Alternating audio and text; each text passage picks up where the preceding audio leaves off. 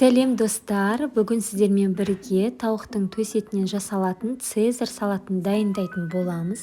Бұл салат бізде хит салаттардың бірі және дастарханның сәнін келтіретін өте дәмді салат.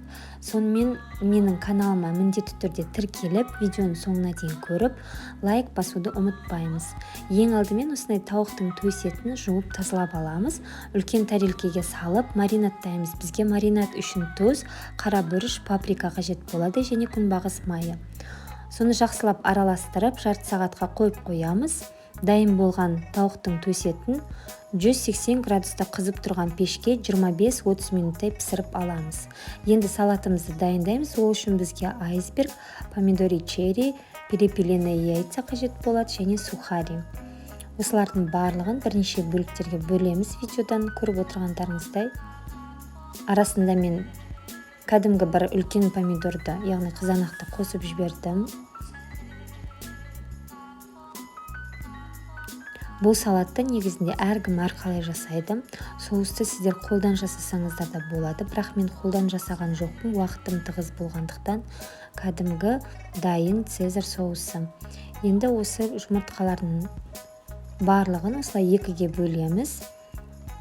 Қарап тұрсаңыздар, мен жартысынан көбін салатқа, қалған бөлек тарелкеге алып қойдым. Бөлек алған себебім дайын болған салаттың үстіне әсемдеуге алып қалдым. Енді тауықтың төс етін осылай жіңішке етіп, ұзынша етіп турап шығамыз. Аз бөлігін бөлек алып қаламыз салаттың бетіне, қалғанын салатқа қосамыз араластыруға. Достар, сіздер бірінші видеодан көрген салаттарыңыз, ол мен бір күн бұрын жасаған салатым болатын. Ал бұл видеоны мен арнайы сіздер үшін түсірдім. Енді цезарь соусын қосамыз. Бұл салатқа тұз қосудың қажеті жоқ, себебі біздің тауықтың төс етіміз кішкене тұздалған және соусымызда тұз бар, сол себептен тұз қосудың қажеті жоқ. Енді салатымызды жақсылап араластырамыз.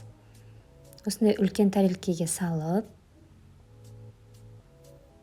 енді жан-жағын әсемдейміз салатымызды.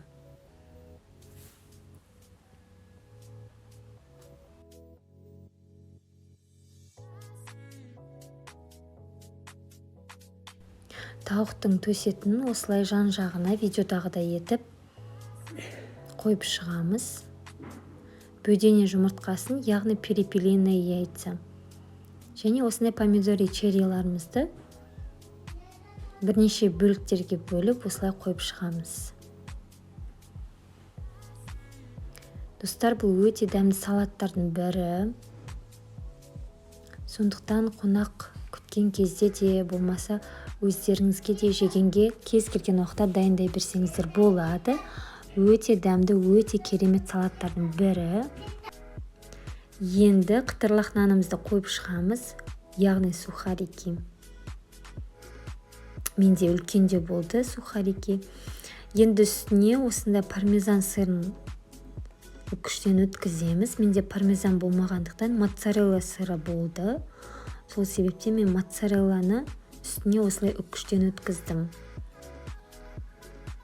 Кез келген сыр қолдана берсеңіздер болады, ол маңызды емес. Себебі сіздер үй жағдайында жасап жатсыздар.